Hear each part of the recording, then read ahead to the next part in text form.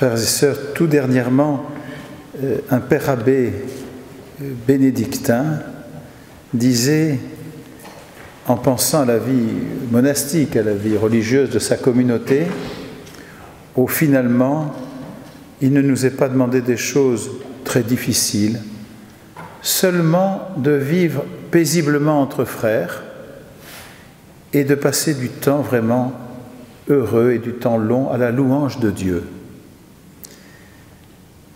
Et puis, interrogeant l'autre jour à Thésée les novices de cette communauté, je leur demandais qu'est-ce qui fait qu'ils étaient rentrés dans cette communauté bizarre. Je parle de Thésée, hein, on va toujours penser à Saint Jean. C'est quoi ça ? Et alors, il disait, à cause de la vie fraternelle. Voilà. Certainement que le grand signe aujourd'hui que peuvent donner des consacrés, hommes, femmes, bien sûr, c'est une certaine qualité de vie fraternelle qui n'isole pas des autres, mais qui fait signe, dans un monde tellement assoiffé de quoi, justement, aujourd'hui ? Pas tellement de Dieu directement, même si, au fond, c'est cela que l'âme humaine, c'est en Dieu qu'elle aspire, mais de relations équilibrantes. Pas plus compliqué. Dans le travail, dans les familles, dans les loisirs, les gens cherchent des relations équilibrantes. Et les lectures d'aujourd'hui, la première pointe sur deux aspects que je voudrais souligner. Le premier, c'est évidemment la louange. Jaillit du cœur de l'apôtre Paul très souvent dans ses lettres, même si ce sont des réminiscences liturgiques peut-être, en tout cas, jaillit de son cœur un amour passionné pour les frères, auxquels il écrit, et puis une immense action de grâce à Dieu, à celui qui peut réaliser par la puissance qu'il met à l'œuvre en nous, tellement plus que nous ne pouvons demander ou même concevoir à lui gloire dans l'Église, dans le Christ Jésus, etc. Et ça, ce point qui est constant chez Paul, il se situe toujours, lui et lui pour les autres, dans une relation à Dieu qui exprime cette relation en termes de louange. En termes de louange. Franchement, s'il y a quelque chose qui est une denrée rare dans notre société aujourd'hui, c'est cela. La gratuité de la louange de Dieu. Et puis le deuxième point de cette première lecture, c'est tout simple, mais c'est une vie chrétienne en 3 dimensions. Très souvent, nous sommes tiraillés au point que nous avons la tentation de vivre un peu de manière unidimensionnelle, finalement triste ou plate. Vous prenez toutes les images que vous voulez. La largeur, la hauteur, la profondeur, la longueur, une 3D, enfin, du relief. Et ce relief vient d'une capacité à entrer, non pas dans une connaissance qui nous isole, mais dans une connaissance en Église. Comprendre, dit Paul, avec tous les fidèles. Voilà, c'est cela qui est le point important ici que je voudrais souligner, cet « avec », qui était si cher au cœur du pape Benoît XVI.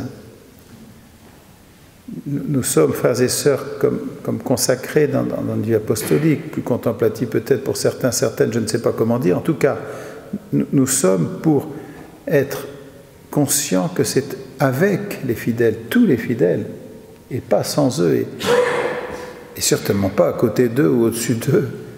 C'est dans le sentire cum ecclesia que nous pouvons vivre notre oui généreux, et sûrement pas à côté. Bon, je sais bien que c'est ce que vous faites, mais ici Paul insiste sur comprendre avec tous les fidèles. Et si nous ne comprenons plus bien, allons nous plonger avec tous les fidèles, voilà. Demandons de nous immerger dans les foules de fidèles, voilà, et qui sont là un peu partout. Hein. Pas simplement des cercles de fidèles, mais tous les fidèles, toutes les cultures, de toutes les races. Et vous qui êtes une congrégation maintenant très internationale, vous cherchez à le vivre aussi. Voilà. Vous connaîtrez ce qui dépasse toute connaissance, capable de comprendre avec tous les fidèles cette vie en 3 dimensions, cette vie plénière. L'Évangile, plus difficile. Hein. J'aimerais vous écouter vous-même faire l'homélie. En tout cas, les plus sages d'entre vous.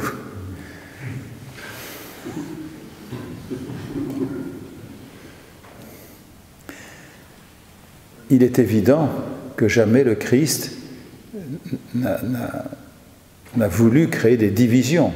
Donc il faut entendre ce texte, comme ce passage, comme de fait la proclamation du mystère de la croix opère des séparations, y compris dans les familles, c'est vrai, mais le but est évidemment de réconcilier. Bon. Et donc, peut-être un aspect de ce passage difficile, c'est quand même cette confrontation de Jésus avec sa propre mort. C'est vrai pour chaque être humain. Pour lui, cette mort rédemptrice, ce baptême, comme il dit, il est aussi à la fois une angoisse, je ne sais pas, en tout cas, un tourment et un désir, ce qui est très mystérieux.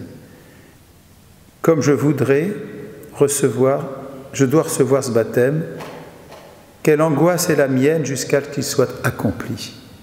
Comme s'il y avait aujourd'hui pour l'Église, son épouse, une sorte de tourment de ne pas nous arrêter en chemin du mystère pascal, voilà, de ne pas nous arrêter en cours de route dans ce mystère de mort et de résurrection, qui n'est pas, ce ne sont pas des mots, là, c'est vraiment notre vie tout entière qui est engagée et qui ne se récupère pas à la manière du monde comme dans un filet qu'on récupère au dernier moment, celui qui tombe. Non, nous sommes des disciples de celui qui est allé jusqu'au bout de cette montée vers Jérusalem. Et par conséquent, nous savons bien qu'à ce moment-là, il y a une certaine paresse qui peut exister à trop prêcher des choses un peu convenues sur l'amour de Dieu, sur la joie, sur la paix, tout ça, qui finalement ne disent plus rien du tout. Il y a une manière de parler de la paix qui est une dérobade. Il n'y a pas la paix sur la terre. Il n'y a pas la paix dans les communautés, il n'y a pas la paix dans les familles, c'est pas vrai. Non. Ça se saurait. Ou en tout cas, ce sont des périodes assez rares. Voilà. Donc il ne faut pas revenir à un âge d'or idéalisé. Non. C'est toujours en avant. Et la paix du ressuscité, c'est la paix de celui qui ne s'est pas dérobé au mystère de la croix. C'est la paix de celui qui sait très bien jusqu'où va le drame de l'iniquité, qui sait très bien jusqu'où va le drame de l'hypocrisie, qui sait très bien jusqu'où va le drame de l'abandon. Et cette paix du ressuscité n'est donc pas une paix naïve, ce n'est pas la paix d'un bébé, ce n'est pas la paix d'un enfant qui est encore protégé, surtout dans certains bons milieux comme ça. Alors on protège, vous savez, ça n'a qu'un temps cela. À un moment, il y a la confrontation avec d'abord notre propre mortalité, le mystère d'iniquité et les drames du monde. Eh bien, la paix que le Christ vient installer est une paix qui n'est pas avant la croix, c'est une paix qui a traversé le mystère de la croix et de la mort. Ça, je crois que c'est une méditation qui peut être poursuivie beaucoup dans les temps qui sont les nôtres aujourd'hui, de ne pas nous laisser trop accabler par, il faut bien le dire, les immenses assauts contre la vie, contre l'avenir, contre la foi aussi, bien sûr, qui peuvent quelquefois nous abattre. Je n'entre pas dans les détails ici par rapport à la communauté Saint-Jean, mais enfin voilà, mais il n'y a pas que la communauté Saint-Jean, ce drame est vécu partout. Ne soyons pas simplement des répétiteurs habitués ou qui s'habituent trop à certaines vérités, mais demandons d'aimer à nouveau, suivre le Christ dans son mystère de Pâques, dans le mystère pascal.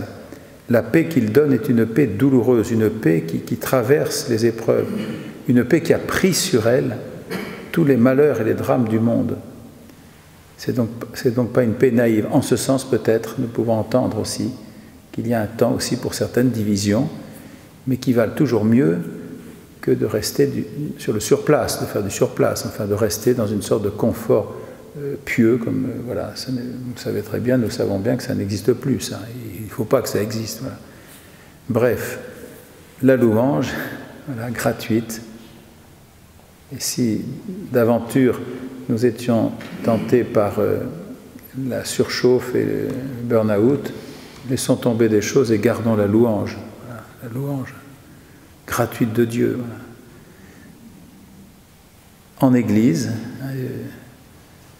avec tous les fidèles, puis d'accueillir cette paix qui n'est pas une paix facile, qui est une paix qui traverse le mystère de la mort.